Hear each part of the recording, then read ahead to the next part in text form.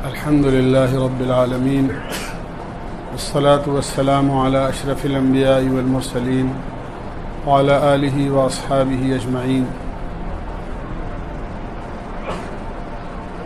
دوست بزرگو،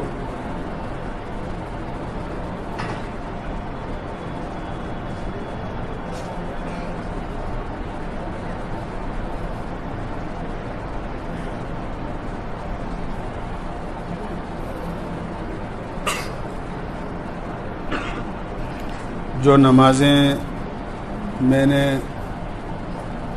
آپ حضرات کے سامنے عرض کی ہیں، چونکہ نماز سب سے محتم بالشان اللہ کا حکم ہے،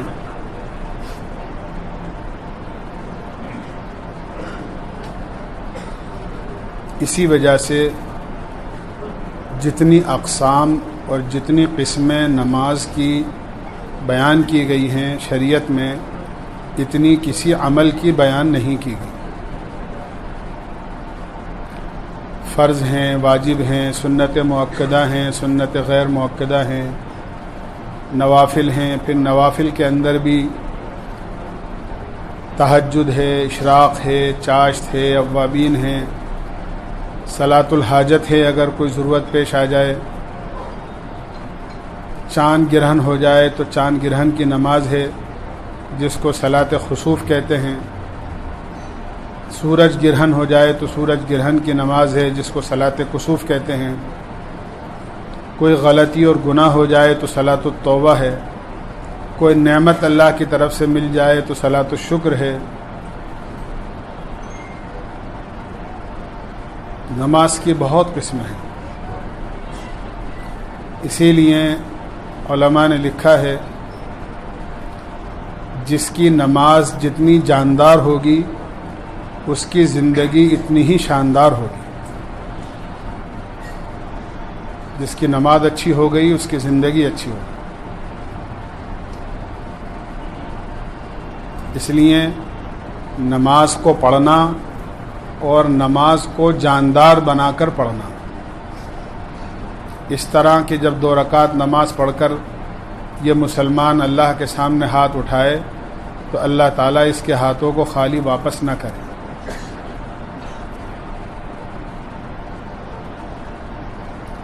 اس لیے جن نمازوں سے ہمارا واسطہ پڑتا ہے وہ سب نمازیں میں نے موٹی موٹی باتیں باریکی میں نہ جا کر آپ حضرات کے سامنے عرض کی ہیں، جس کا اہتمام، جس کا جو مسائل ہر مسلمان کے لیے، ہر نمازی کے لیے جاننا ضروری ہے.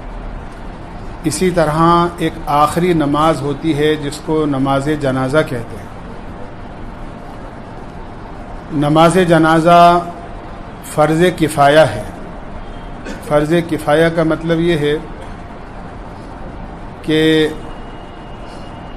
اگر چند لوگ بھی مل کر نماز جنازہ اپنے کسی مسلمان بھائی کی پڑھ لیں گے تو سب کی طرف سے وہ فریضہ ادا ہو جائے گا، اور اگر کوئی بھی نماز نہیں پڑھے گا تو سب گناہگار ہوں گے. فرض کفایہ سے کہتے ہیں. ہر ایک پر فرض تو نہیں ہے، لیکن چند مسلمان بھی اگر مل کر پڑھ لیں گے اپنے بھائی یا بہن کی نماز جنازہ تو سب کی طرف سے وہ ادا ہو جائے گی. مسلمان کے جنازے میں شرکت کرنا یہ مسلمان کے حقوق میں سے ہے. احادیث میں مسلمان کے کچھ حقوق بیان کیے گئے ہیں. اس میں سے ایک یہ ہے جب بیمار ہو جائے تو اس کی عیادت کرو، بیمار پرسی کرو، اور جب اس کا انتقال ہو جائے تو اس کے جنازے میں شریک ہو. اللہ کے نبی علیہ الصلاۃ والسلام نے ارشاد فرمایا، ابو ہریرہ راوی ہیں، بخاری اور مسلم دونوں کی روایت ہے،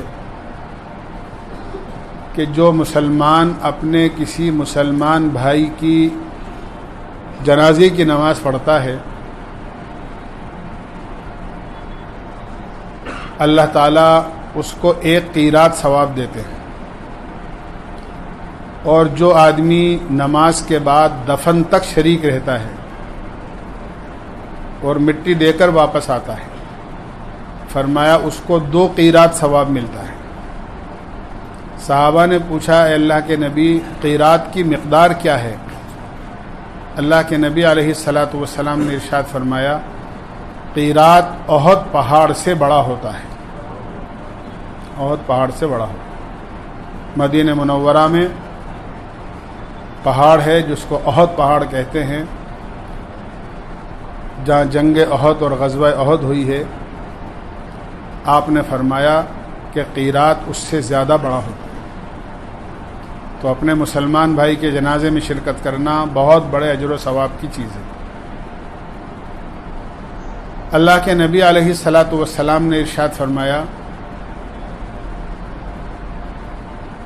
جس مسلمان بھائی یا بہن کے جنازے میں ایک روایت میں 40 آدمی کا تذکرہ ہے، دوسری روایت میں 100 آدمیوں کا تذکرہ ہے، کہ اگر اتنے لوگ اللہ پر ایمان رکھنے والے، اس کے ساتھ کسی کو شریک نہ کرنے والے اگر شریک ہو جائیں اور وہ اس کی نماز جنازہ پڑھ لیں تو اللہ تعالیٰ اس میت کی اسی وقت مغفرت فرما دیتے ہیں۔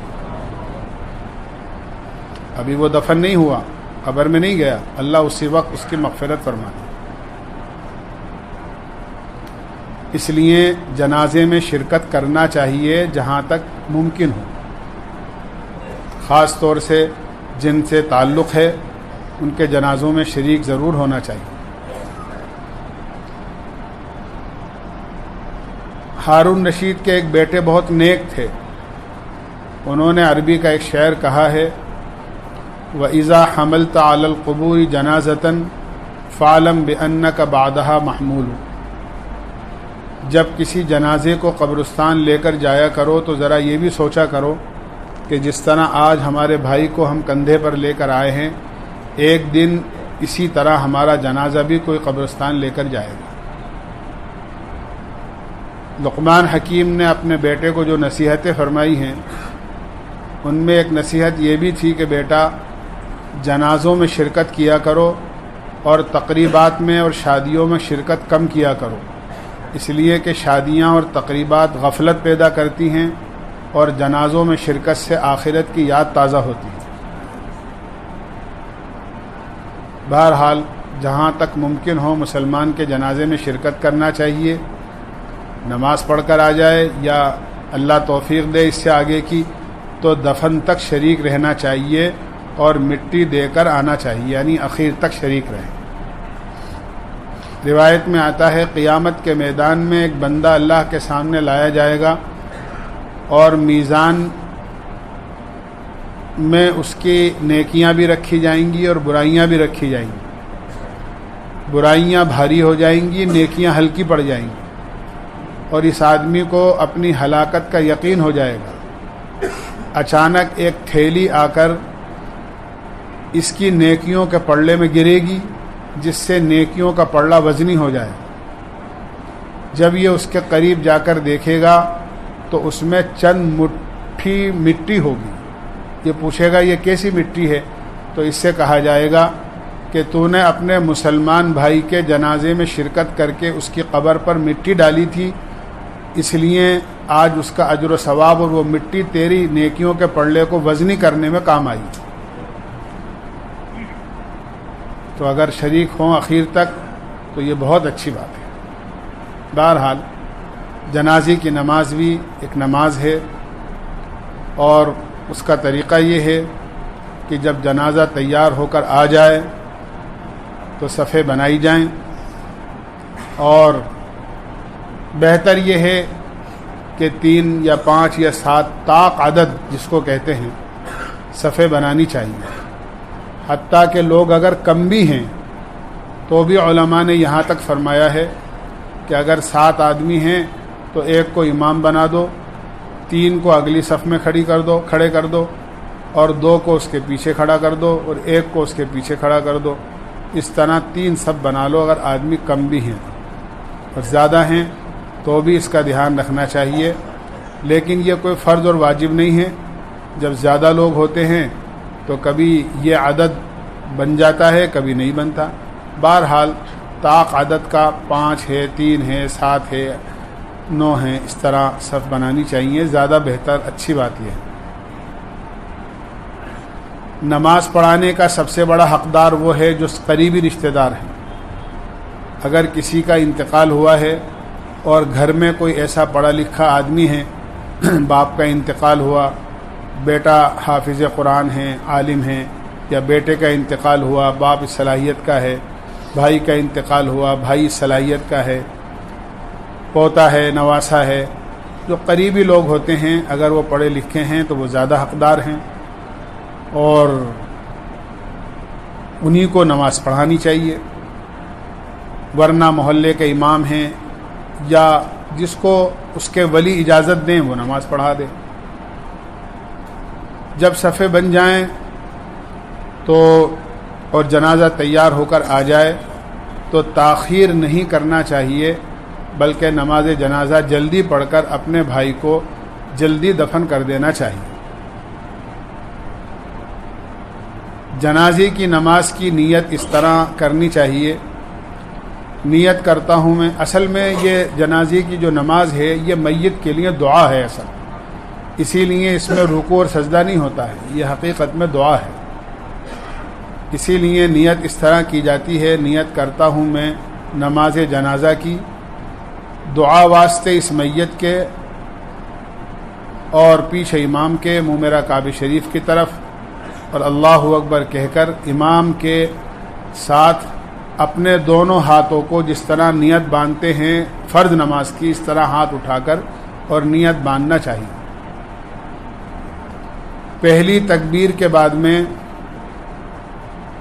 ثنا پڑھنا چاہیے، سبحانک اللہم و بحمدک و تبارک اسمک و تعالی جدک، ایک جملہ بڑھا دینا چاہیے، بجل ثناؤک ولا الہ غیرک۔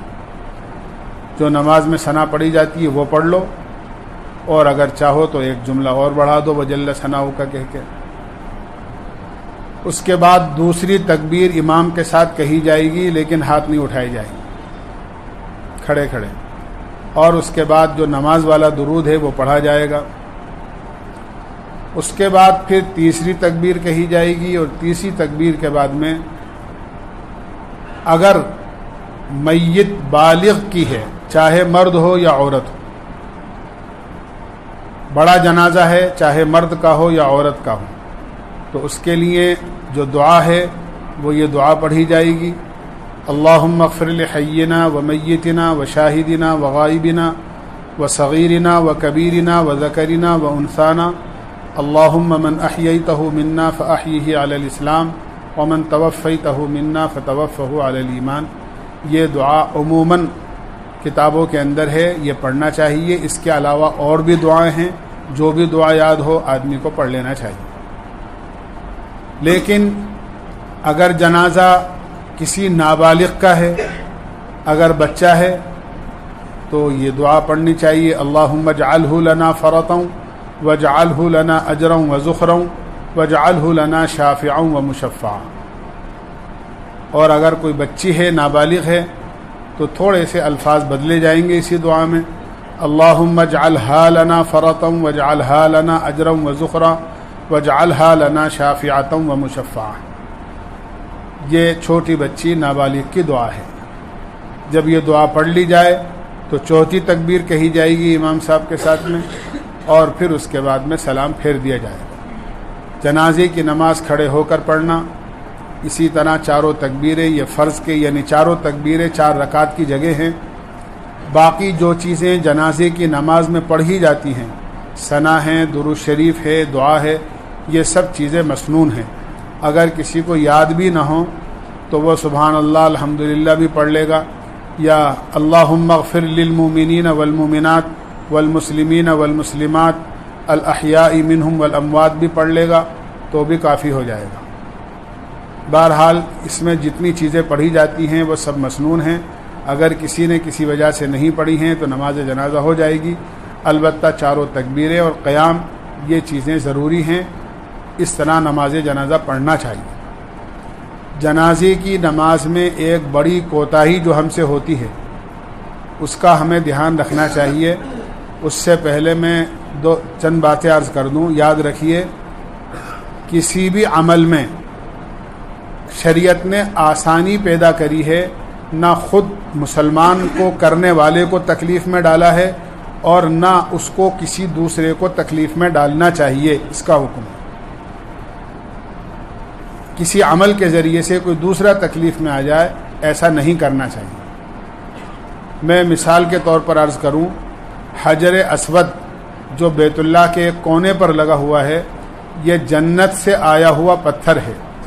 احادیث کی روشنی میں پتہ لگتا ہے حجر اسود کو بوسہ دینا ایسا ہے جیسے اللہ سے مصافحہ کرنا۔ لیکن شریعت کا حکم یہ ہے کہ اگر کوئی آدمی طواف کرتے وقت میں حجر اسود کو بوسہ دینے کے لیے اگر اس کے قریب جائے گا تو قریب جانے میں کسی مسلمان کو تکلیف ہو سکتی ہے، کوئی دھکا مکی ہو سکتی ہے، تو اس کو اجازت نہیں ہے کہ وہ آگے جائے اور کسی کو تکلیف پہنچائے، بلکہ اس کو دور ہی سے کھڑے ہو کر استلام کر لینا چاہیے، اپنے ہاتھوں سے اشارہ کر کے گویا کہ حجر اسود پر اپنا ہاتھ رکھ رہا ہے اور پھر اس کے بعد اپنے ہاتھوں کو چوم لے، تو یہ بالکل ایسا ہی ہے جیسے حجر اسود کو بوسہ دیا۔ اتنی بڑی فضیلت اس کے قریب جانے سے روک دیا گیا، اتنی بڑی فضیلت سے کہ نہیں کسی مسلمان کو تکلیف ہو۔ یہ ایک مثال دی ہے، ایسی سینکڑوں مثالیں شریعت میں موجود ہیں کہ آسانی پیدا کی گئی ہے اور تکلیف سے بچایا گیا ہے۔ اور ایک مثال دے دوں، ایک کوئی مسلمان ایسا ہے جس کو ایسی بیماری ہے جس بیماری کی وجہ سے مسجد میں آ کر نماز پڑھے گا تو لوگوں کو تکلیف ہوگی اس کی بیماری کی وجہ سے، تو ایسے آدمی کو مسجد میں جماعت میں شریک ہونے کی اجازت نہیں ہے۔ ایسے آدمی کو چاہیے کہ وہ اپنے گھر میں ہی نماز پڑھ لے، اس لیے کہ اس کی بیماری کی وجہ سے مسجد میں آنے والے دوسرے نمازیوں کو تکلیف ہو سکتی ہے۔ مثلا اس کے جسم میں کوئی زخم ہے، کوڑ کی بیماری ہے، یا اور کوئی ایسی تکلیف ہے جس کی وجہ سے دوسرے آدمی کو تکلیف ہو سکتی ہے، تو ایسے آدمی کو اجازت نہیں ہے مسجد میں آنے کی، بلکہ یہ ہے کہ وہ اپنے گھر میں نماز پڑھ لے تاکہ سب نمازیوں کو اور دوسروں کو تکلیف سے بچایا جا سکے۔ دوسروں کو تکلیف سے پہنچانے کا اتنا اہتمام کیا جائے گا، کیا شریعت نے کیا ہے۔ اب آئیے اصلی بات پر، آپ نے خوب اپنی آنکھوں سے دیکھا ہوگا کہ جنازہ رکھا ہوتا ہے اور لوگ جنازے کے ساتھ آتے ہیں اور پہلے سے وضو کا اکثر لوگ اہتمام نہیں کرتے، جنازے کے آنے کے بعد پھر اہتمام ہوتا ہے وضو کا۔ اب ایک دو آدمی رہ گئے وضو کرنے والے، جو جنازے کے اولیاء ہوتے ہیں، قریبی لوگ ہوتے ہیں، وہ کہتے ہیں بھئی صفحے سیدھی کر لو، بہت دیر ہو گئی۔ اب آپ دیکھیے کیا منظر ہوتا ہے اس وقت کہ دو آدمی باقی ہیں، صفحے کھڑی ہوئی ہیں، امام صاحب جنازے کے پاس ہیں، بوڑھے بھی ہیں، بیمار بھی ہیں، کمزور بھی ہیں، عمر رسیدہ بھی ہیں، وہ بھی جنازے میں کھڑے ہوئے ہیں۔ جو بیچارے اپنی فرض نماز بیٹھ کر پڑھتے ہیں ایسے لوگ بھی ہیں۔ اب ان دو آدمیوں کا انتظار ہو رہا ہے کہ یہ وضو کر کے آئیں تو پھر جماعت کھڑی ہو اور تکبیر شروع ہو۔ ان کے پیر ابھی دھل نہیں پائے تھے کہ ایک آدمی نیا اور آ گیا، اور وہ اس سے کہا جاتا ہے کہ بھائی جلدی سے وضو کر لو۔ وہ ابھی آدھا وضو پورا نہیں کر پاتا، اتنے میں دو آدمی اور آ گئے۔ جنازہ رکھا ہوا ہے، لوگ انتظار کر رہے ہیں، ایک آدمی نے وضو کیا، دوسرا آ گیا، دوسری نے ابھی پورا نہیں کیا، تیسرا آ گیا، تیسری نے نہیں کیا، چوتھا آ گیا۔ ایک عجیب قسم کا منظر ہوتا ہے اس وقت۔ آپ دیکھیں فرض نماز کا جب وقت جو متعین ہے مسجد میں جب وہ ہو جاتا ہے تو کسی کو اجازت نہیں ہے رکنے کی، بھئی وقت ہو گیا، کوئی چاہے وضو کر رہا ہے، سنتیں پڑھ رہا ہے، جو نماز فرض عین ہے جب اس میں ہی یہ ہے کہ بھئی وقت ہو گیا تو جماعت کھڑی ہو جائے، وہاں کسی کا انتظار تھوڑی ہوتا ہے۔ جبکہ آپ دیکھیے، میں نے عرض کیا نماز جنازہ تو فرض کفایہ ہے، اگر چند لوگ بھی پڑھ لیں گے تو سب کی طرف سے ادا ہو جائے گی۔ اگر کوئی آدمی رہ بھی گیا، یا تو آنے والے کو جلدی آنا چاہیے تھا، اس کو جنازے میں شرکت کرنی تھی، اور اگر اس کے وضو کر کے آ کر شریک ہونے میں جتنے لوگوں کو تکلیف ہوگی، اگر اس کو چھوڑ کر نماز جنازہ ہو بھی جائے گی تو نہ اس کو کوئی گناہ ہوگا نہ پڑھنے والوں کو کوئی گناہ ہوگا، اس لیے کہ سب کی طرف سے نماز جنازہ ادا ہو جاتی ہے۔ آپ دیکھیں مسجد کے باہر بھی اگر نماز جنازہ ہوتی ہے تو ایک آدمی باہر کھڑا کھڑا کہتا کوئی ہے تو نہیں، کوئی ہے تو نہیں، کوئی رہ تو نہیں گیا، کوئی وضو تو نہیں کر رہا ہے. یعنی یہ لا علمی کی اور کم سمجھی کی وجہ ہے کہ ہمیں علم نہیں ہے. جو لوگ ہیں قریبی، جو ضروری لوگ ہیں جنازے کے ساتھ آئے ہیں، بھائی سب نے وضو کر لیا، جماعت کھڑی ہو جانا چاہیے. ایک دو آدمیوں کی وجہ سے، کیونکہ غلطی تو انہوں نے کی کہ وہ تاخیر سے آئے اور دیر سے آئے، اور سزا ان لوگوں کو مل رہی ہے جو بیچارے پہلے سے موجود ہیں کہ وہ دیر تک کھڑے ہوئے ہیں، جن کے پیروں میں اتنی بھی طاقت نہیں ہے کہ وہ فرض نماز کھڑے ہو کر پڑھ سکے، بیچارے بیٹھ کر پڑھتے ہیں زمین پر یا کرسی پر. ایسے لوگوں کو ہم بہت دیر تک صفوں میں کھڑا رکھتے ہیں. اب بتائیے اس کا گناہ کس کے سر ہوگا؟ یہ چیز آپ ہر جنازے میں دیکھ لو گے. میں آپ کو بتا، اگر میری بات پر یقین نہ ہو تو اب سے آپ بالکل تجربہ کر کے دیکھ لیں. یہ کم فہمی، کم سمجھی اور کم علمی کی بات ہے. ایسا نہیں کرنا. ٹھیک ہے جو خاصا مجمع ہے وہ ہو گیا، ٹھیک ہے کھڑے ہو، اس کی وجہ سے ایک دو آدمی کی وجہ سے کسی کو تکلیف پہنچانا یا بار بار آواز لگانا، وہ بت جسے پڑھنی ہوگی اپنے آپ آ جائے گا. ایک ایک آدمی کو آ جاؤ بھائی، آ جاؤ بھائی. ایک جوتا پہن رہا ہے، ایک وضو کر رہا ہے، ایک وضو کر کے منہ پوچھ رہا ہے، ایک موزے پہن رہا ہے، ایک جوتے پہن رہا ہے. کیا منظر ہو. بہرحال میرے بھائیوں، دوستوں، بزرگوں، یہ جنازے کی نماز ہے. جنازے کی نماز کی جو شرطیں ہیں وہ ساری وہ شرطیں ہیں جو ایک فرض نماز کی ہوتی ہیں. باوضو ہونا. بس اتنی سی بات ہے کہ اوقات کے سلسلے کے اندر نماز جنازہ جو ہے وہ عصر کے بعد بھی ادا کی جا سکتی ہے، فجر سے پہلے اور فجر کے بعد بھی ادا کی جا سکتی ہے. حتیٰ کہ اگر زوال کے وقت میں جنازہ عین اس وقت پہ آیا ہے جو زوال کا وقت ہے، اس وقت بھی اگر نماز پڑھ لی گئی تو انشاءاللہ نماز جنازہ ہو جائے گی. اس میں کوئی بات نہیں ہے. ہاں پہلے جنازہ آ گیا ہے، مکروہ وقت نہیں تھا، اب اگر مکروہ وقت داخل ہو گیا ہے تو رک جانا چاہیے 2-4 منٹ تاکہ زوال کا وقت ختم ہو جائے اور ظہر کا وقت داخل ہو جائے، اس کے بعد پڑھ لینا چاہیے. لیکن اگر نماز جنازہ ایسے وقت میں جب زوال کا وقت ہے یا عصر کے بعد کا غروب کا وقت ہے یا ایسا طلوع کا وقت ہے تو اس وقت میں بھی پڑھ لی جا سکتی ہے، اس لیے کہ یہ وہ نماز ہے جس میں رکوع سجدہ نہیں ہے. سجدہ کرنا ان اوقات میں منع ہے، خاص طور سے نفلی نمازوں کا. اپنے مسلمان بھائی کو انتقال کے بعد میں ثواب پہنچانا، اس کے لیے دعا کرنا، دعائے مغفرت کرنا، یہ بھی پیچھے رہنے والوں کی بڑی ذمہ داری ہے. حتیٰ کہ اللہ کے نبی علیہ الصلاۃ والسلام نے تو ایک صحابی سے ان کے سوال پر یہ فرمایا. اللہ کے نبی علیہ الصلاۃ والسلام سے ایک صحابی نے عرض کیا کہ اللہ کے نبی،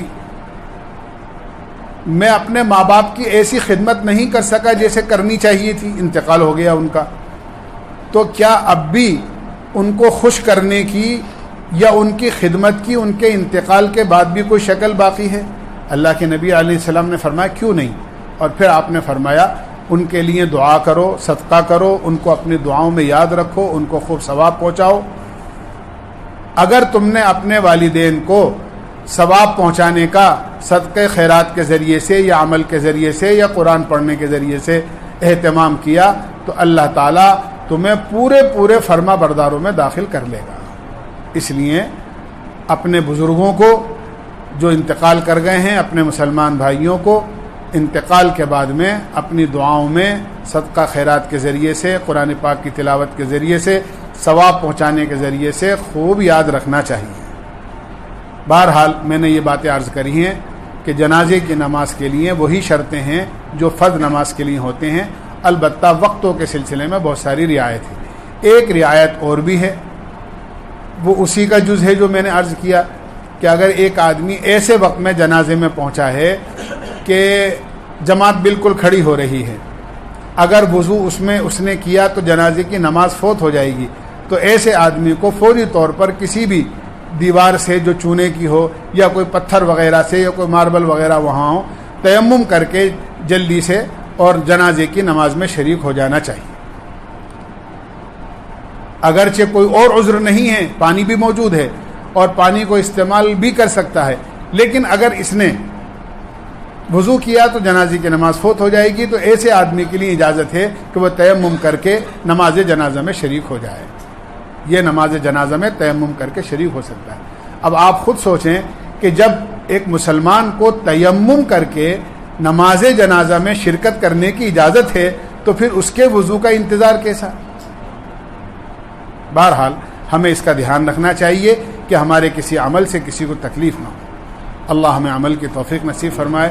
سبحان اللہ بحمدی، سبحانک اللہم وبحمدک، ونشہد ان لا الہ